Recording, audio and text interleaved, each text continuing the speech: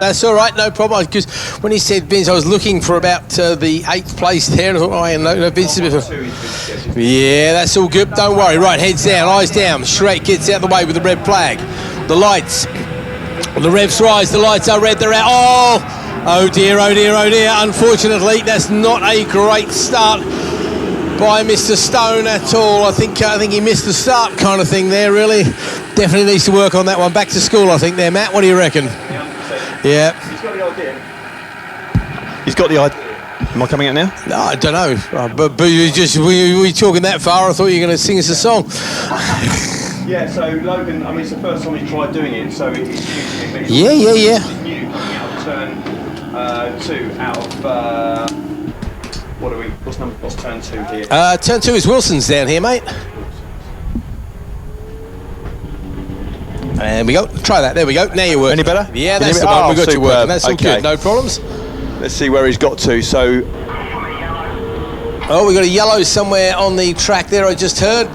Where's that? Oh, it's at Palmer's by the look of it. So somebody unfortunately taking no further part in this particular race. Let's see if we can pick up a number there.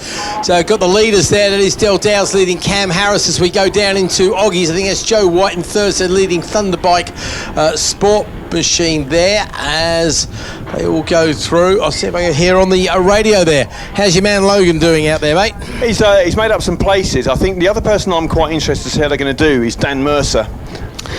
So you think it's Dan Mercer we've lost? No, we haven't lost Dan, but I'm interested to see how Dan Mercer's going to get on with Joe White, because Dan's quick. Okay. Yeah, there was only a few tenths of a second between them earlier. Apparently it's the number 35 machine that we've lost down there somewhere.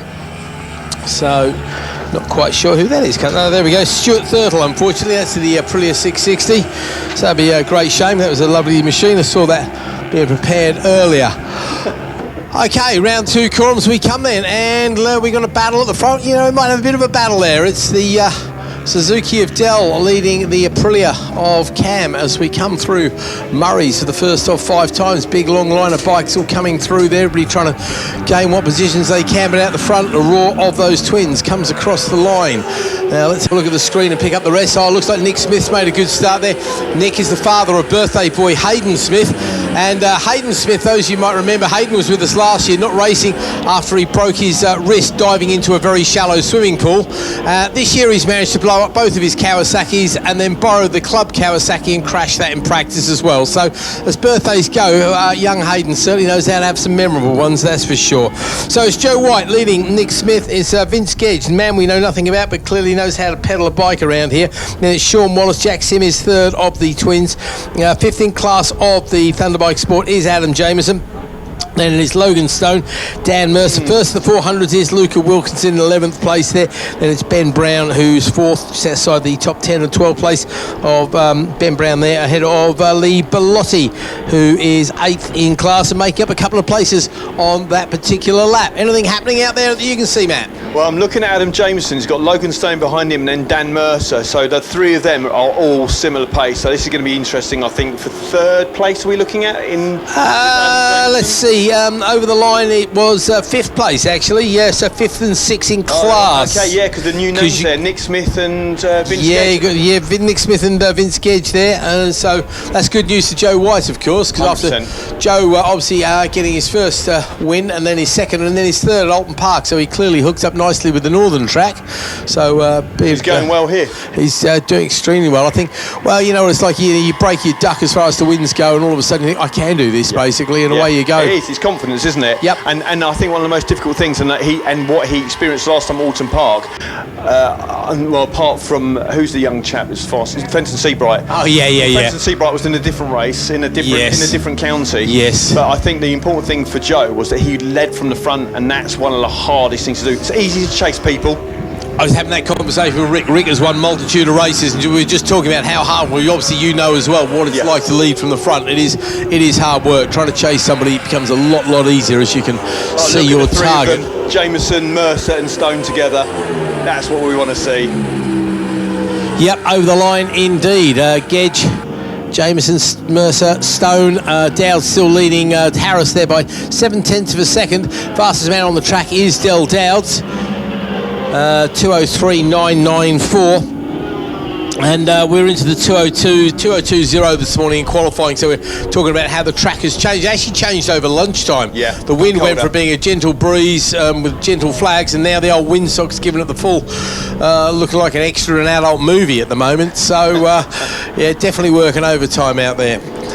Okay, Dan Mercer's getting his mojo because he's got past Logan Stone and looks like he's coming up to Adam Jameson, so they're looking good.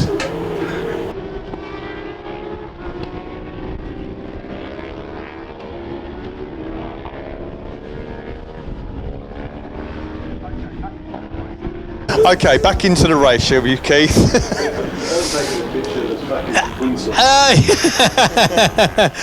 Okay, let's have a quick look through the field there. The 400 still being led by Luca Wilkinson. The 400's very short today. Sam Crone is second, Ian Solu is third, and I imagine Ian might be getting ready for the Isle of Man, actually, the BD Racing Man. I think he likes to do the Manx and things like that. So it's very much a second kind of class. See Izzy Carter there getting a bit more track experience as well. But that's what it's all about. Mr. Tuffle in Supertwins, he is looking to go to the Manx this year. Okay, yeah, another one, yeah. Yeah, so he's down in Supertwins 7th place with a 210. Has Jack Sim done the Manx or done some roads? He's been doing, where did he hurt himself? He hurt himself at Scarborough, yeah, Ollie's, yeah, that's right, yeah. He really sort of done his ankle. Yeah, that's right. Good, did he? No, it didn't do himself any favours at all as Dell comes across the line. The gap over the line last time was 0.7 of a second, but all of a sudden Harris has reached down and he's found something because got a good lead. Wow, 2:03.3 there. So he goes, let's see, a couple of tenths quicker than Dowds in front of him. We go back to that. Do you lead or do you get chased? Well, Dowds has had plenty of practice at both, and right now Harris is making the most of that. Joe White, as you say, he's got a great lead. He's got 6 seconds over Jack Sim, who's the third of the twins, and then it's another couple of tenths back to Nick Smith, who's in second in class actually. So Nick Smith will be very happy with that result. Sean Wallace there is now third in class.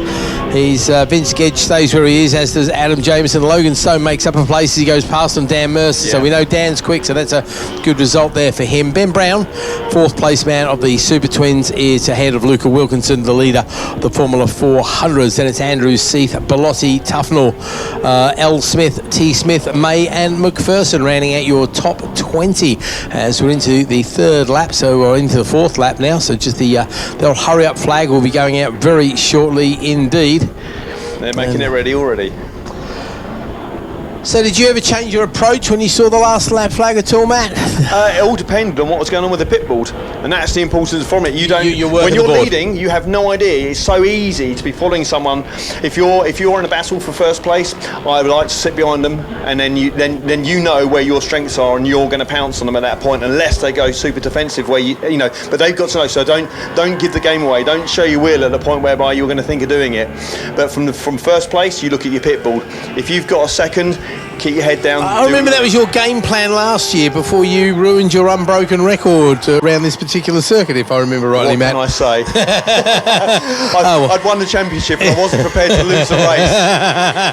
Discretion would have been the better part of valour, really, but hey. Yeah, no, I absolutely. had tough competition here, didn't I? You certainly did. Josh Harvey. Josh Harvey was giving you a very hard time. So that's the last lap flag for Del. Cheers. Let's keep an eye on these two, I reckon, because this is where the battle is. Harris has gone, so PB there for Dowds, but Harris goes a little bit quicker as he gets that gap down to 0.4 of a second.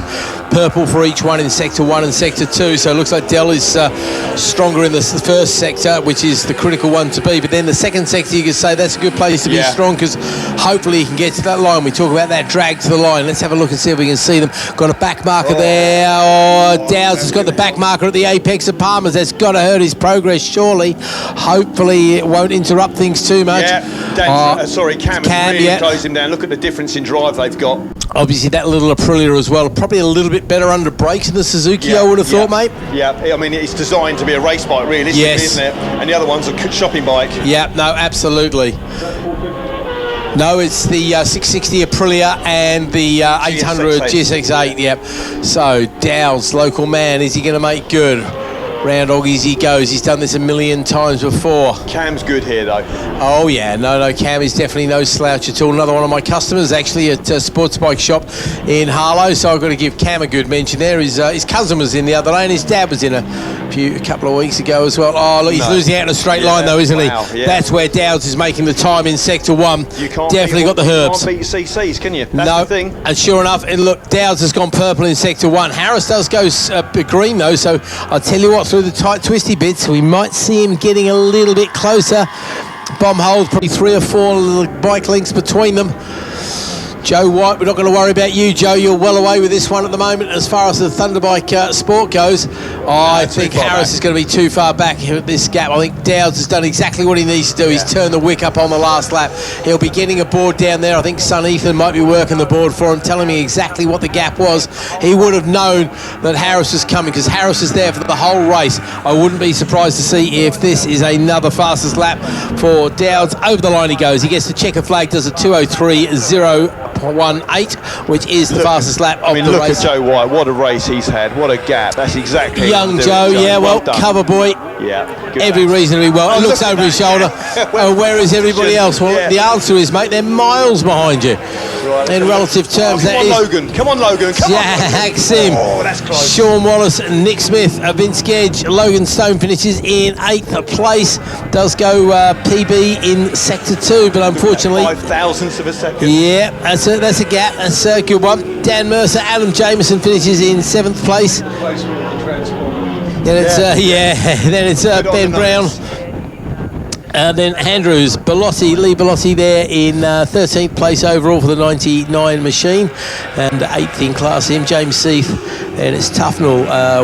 Luca Wilkinson finishes in 16th place overall, ahead of T. Smith, L. Smith, Melvin May, and then McPherson Skins that finishes in 21st ahead of Far Luff Mango. Ian Solu will pick up 2nd in the Formula 400 class ahead of Sam Crow. Then it's Kingston, Stanciu, Lee, Hammond, Robinson, and the rest of the field. Okay.